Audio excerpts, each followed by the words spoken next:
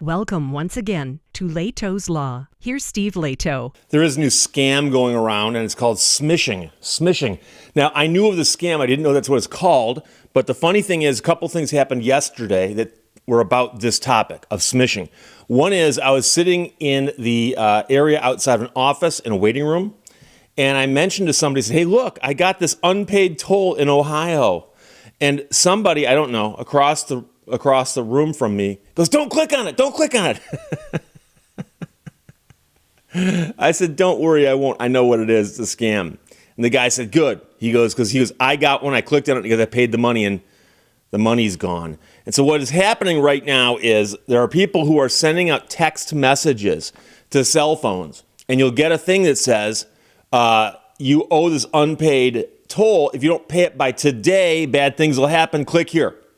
And interestingly, around the same time that I got the attempt on my phone, I got a note from a gentleman who said, "Steve, thought you might be interested in this scam. It seems to be kind of the story you might want to do. I received a text message supposedly from the Virginia Easy Pass system about an unpaid toll. I then checked at the Easy Pass website and saw the attached notice." And then he says, "I always enjoy your videos, Kitos." And he signed his name. And Kitos is Finnish for thank you. And the title of the article on the Virginia website says, "Active Smishing Scam. We are currently experiencing high call volume due to fraudulent text/SMS messages." And that's where the word smishing is derived from. "If you receive a text/SMS message that is not from," and they give their phone numbers, "it is not from Easy Pass Virginia nor the Virginia Toll Payment Processing Center. Should not be responded to. Prior to contacting customer service, we suggest logging into your account to verify your account balance and transaction activity." So if you have an account there, you can just check to see if you have an unpaid toll. "Recipients of the messages include non-Easy Pass patrons. The messages you have received are not the result of a data breach. Your account is safe. You can report the smishing messages to your cell carrier by following the Federal Communications Commission's guidelines." Now, I got one myself. I will put it up on the screen while we're talking. But I also double-checked, and it is all over the news from the Associated Press. Don't click on those road toll texts. Officials issue warnings about the smishing scam. State officials are warning Americans not to respond to a surge of scam road toll collection texts. The texts impersonate state road toll collection agencies, and they attempt to get phone users to reveal financial information, such as credit card or debit card or bank account numbers, etc. They're so-called smishing scams, a form of phishing that relies on SMS, which is the short message service, texts to trick people into sending money or to share sensitive information. The Attorney General of Louisiana said she received one purporting to be from the statewide toll system. "It is a scam," she posted on Facebook. "If you ever receive a text that looks suspicious, do not click on it. You don't want your private information stolen by scammers." Even states that don't charge drivers tolls have noticed an uptick.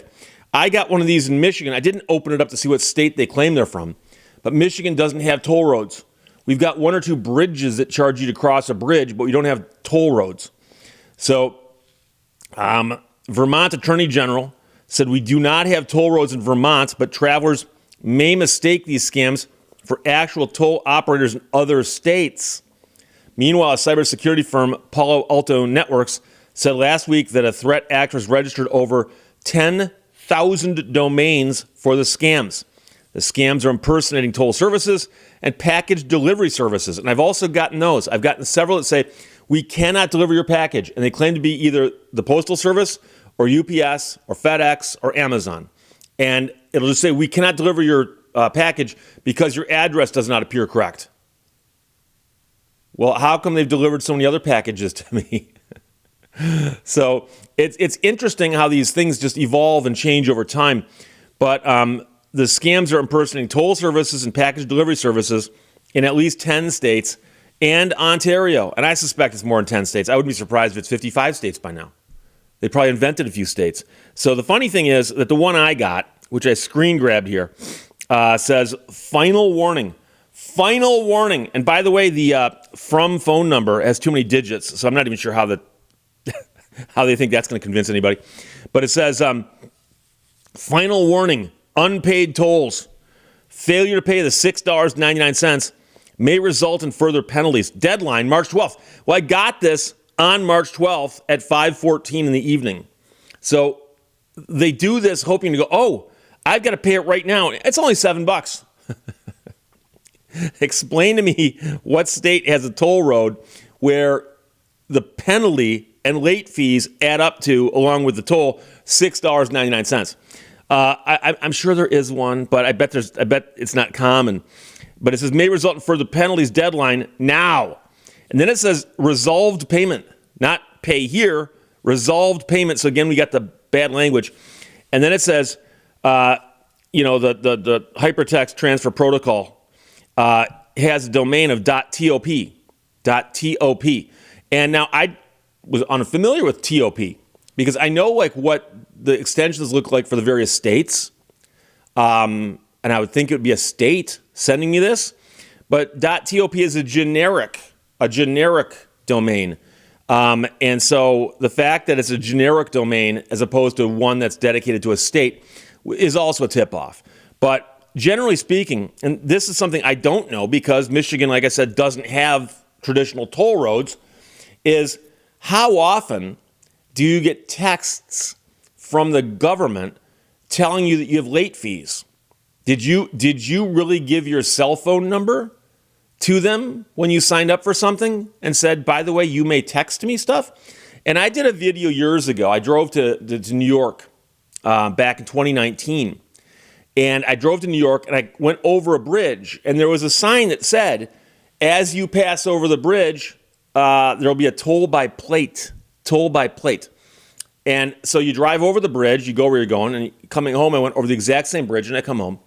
And then I got in the mail a letter that said, here is your toll statement for the 2 times you drove over that bridge that one day. Actually, it was a couple days apart. But anyways, it's neither here nor there. The point is, they got your license plate and they ran that and sent you a toll. They didn't text it to me. How would they have texted me? Because the toll would go with the vehicle, not with somebody's cell phone. Now I understand you're going to say, Steve, but quite often there is a parallel between the person driving and their cell phone and the car itself, which is probably true quite a bit.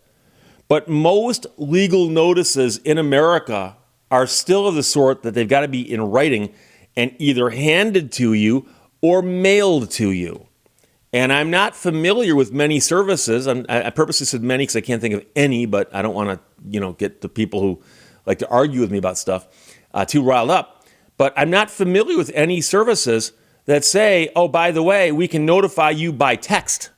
Because this thing I got, the Smishing thing I got here, says specifically that if I don't respond to this now, there's going to be further penalties for not responding to a text.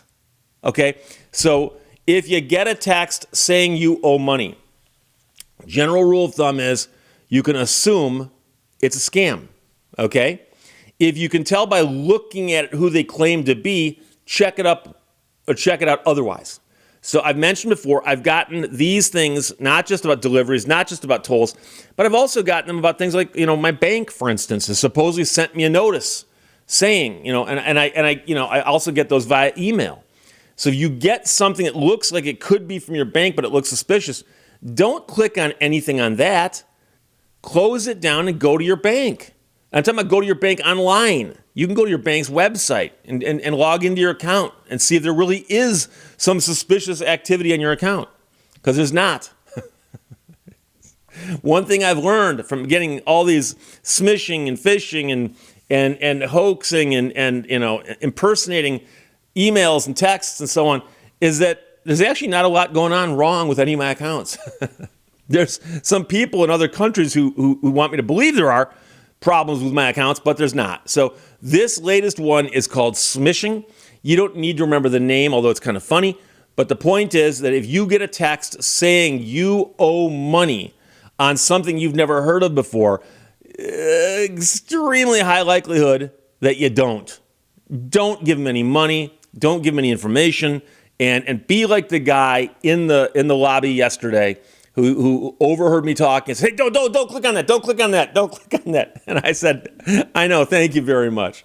So again, I got the email from Les yesterday. I got my own smishing attempt the day before, maybe on the same day, I'm not sure. All these things blend together after a while. But the key is, don't click on those road toll texts. Officials issue warnings about the smishing scam. The article is from the Associated Press. Questions or comments, put them below this. Talk to you later. Bye-bye. Thank you for watching Lehto's Law. Kilometers are shorter than miles. Save gas. Take your next trip in kilometers.